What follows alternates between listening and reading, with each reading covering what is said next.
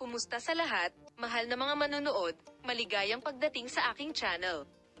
Nandito ako na may magandang video. Ngayon ay magbabahagi kami muli ng isang magandang video para sa iyo. morehappyhaber.com. Hindi na ako nag-iisa sa babaeng mahal ko.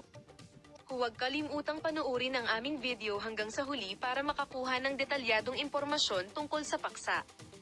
Ang sikat na aktor na si Ken Yaman, na mahigpit na sinusundan ng mundo ng magazine, ay nagpa-excite sa kanyang mga tagahanga sa pamamagitan ng sorpresang pahayag tungkol sa kanyang buhay pag-ibig, na matagal na niyang itinatago.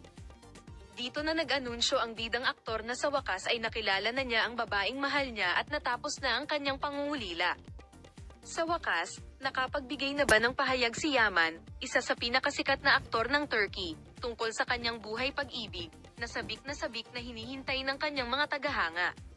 Ibinahagi ng aktor ang isang post kung saan inihayag niya na nakilala na niya ang babaeng mahal niya at natapos na ang kanyang kalungkutan, at ang post na ito ay gumawa ng malaking epekto sa mundo ng magazine. Ang Ken Yaman ay isa sa mga mahahalagang pangalan ng Turkish na telebisyon at sinehan. Si Yaman, nakilala sa kanyang matagumpay na pagganap sa mga serye sa telebisyon tulad ng Early Bird Dolunay at Bay Falls, ay nasa agenda hindi lamang sa kanyang pag-arte kundi pati na rin sa kanyang pribadong buhay. Nasangkot na ba si Yaman sa mga alingawngaw ng pag-ibig sa maraming celebrities noon? Lalo na ang kanilang mga relasyon at paghihiwalay, na nagsimula sa likod ng mga eksena, ay sinundan ng malapit sa tabloid press.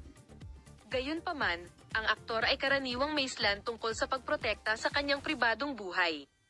Si Yaman, na ang pangalan ay nasasangkot sa mga alingawngaw ng pag-ibig kay Özge Girl, ay ginustong panatilihin ang kanyang katahimikan sa pamamagitan ng hindi paggawa ng anumang pahayag sa paksa.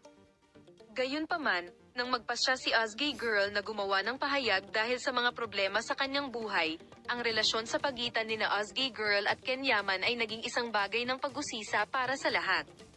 Mukhang inaprubahan ni Özge Girl ang kanyang relasyon kay Ken Yaman sa pamamagitan ng pagpapakita ng mga saloobin na nagdulot ng espekulasyon tungkol sa relasyon nila ni Ken Yaman, at inaasahan ng lahat ng kanyang mga tagahanga na sumiklab si Ken Yaman. Kamakailan, inihayag ni Ken Yaman ang pangalan ng babae sa kanyang buhay. Ken si Yaman, na nagpahayag na ang kanyang relasyon kay Özge Girl ay ganap na natapos, ay nagpalungkot sa kanyang mga tagahanga.